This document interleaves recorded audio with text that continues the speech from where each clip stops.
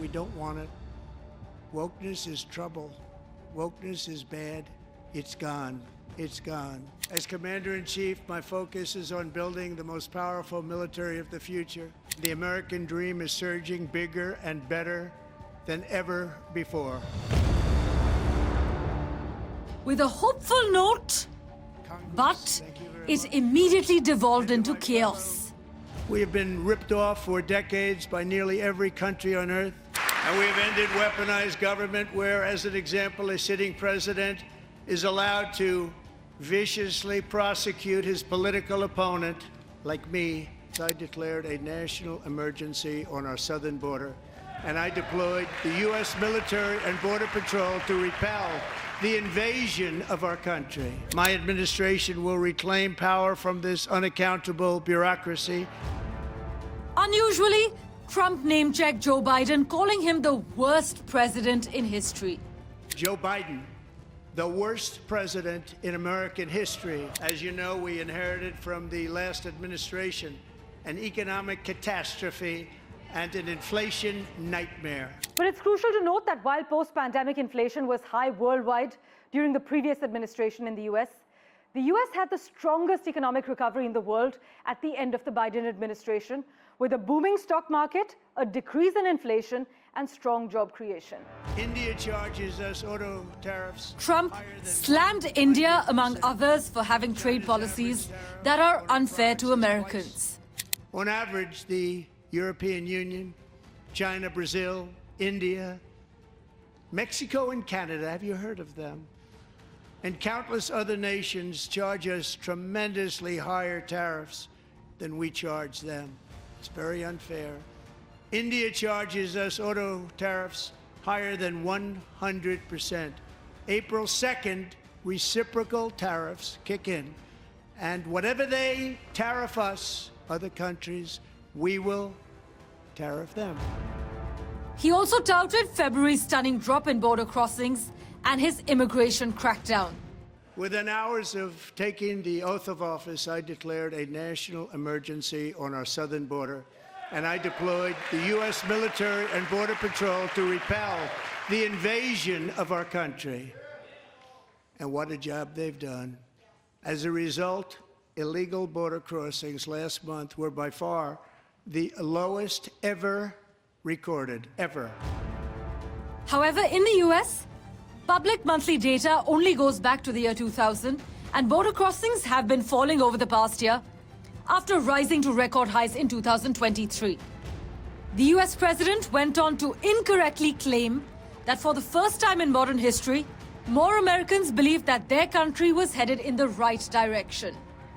In fact, Trump appears to be referring to a single poll 3 weeks ago from the Republican-leading polling firm, which showed a 47 to 46% edge for the right direction over the wrong direction. However, that same polling firm's most recent survey this week shows that 45% of Americans now say their country is on the right track, and 50% say it's on the wrong track.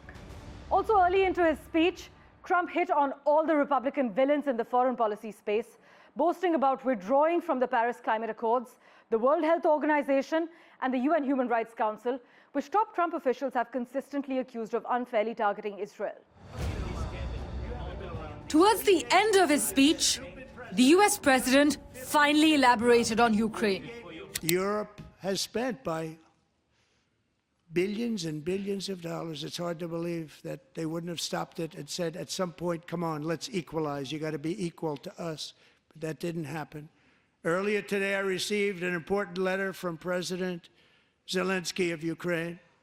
The letter reads, Ukraine is ready to come to the negotiating table as soon as possible to bring lasting peace closer.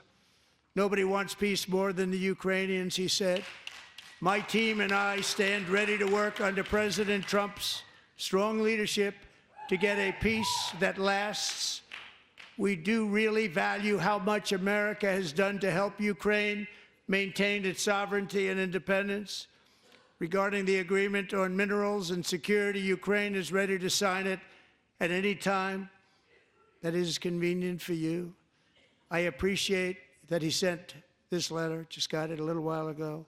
Simultaneously, we've had serious discussions with Russia and have received strong signals that they are ready for peace. Wouldn't that be beautiful? Trump boasted about plans to build a Golden Dome missile defense system around the United States, reviving an ambitious Ronald Reagan-era initiative to cover the entire U.S. in a defensive missile shield. He cited Israel's so-called Iron Dome system as an example, but covering a country like Israel, the size of New Jersey, is a much different and way less pricey feat than covering one the size of the United States. Meanwhile, Trump gave Elon Musk and the newly created Department of Government Efficiency a shout-out in his address. But some of Trump's biggest applause lines were in response to his comments on gender and race. That there are only two genders, male and female.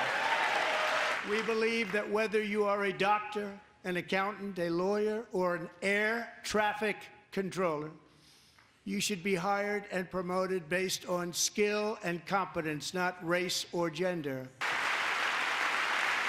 We don't want it. Wokeness is trouble. Wokeness is bad. It's gone. It's gone. Trump bragged about a drill, baby, drill policy to bring down energy prices on the same day that he levied a 10% tariff on Canadian energy imports, such as natural gas and oil, that are expected to push up energy prices for Americans.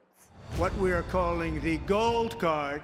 The US president went on to disclose that he will introduce the gold card visa system with a potential pathway to US citizenship for $5 million. We have developed in great detail what we are calling the gold card, which goes on sale very, very soon. For $5 million, we will allow the most successful job-creating people from all over the world to buy a path to U.S. citizenship. It's like the green card, but better and more sophisticated.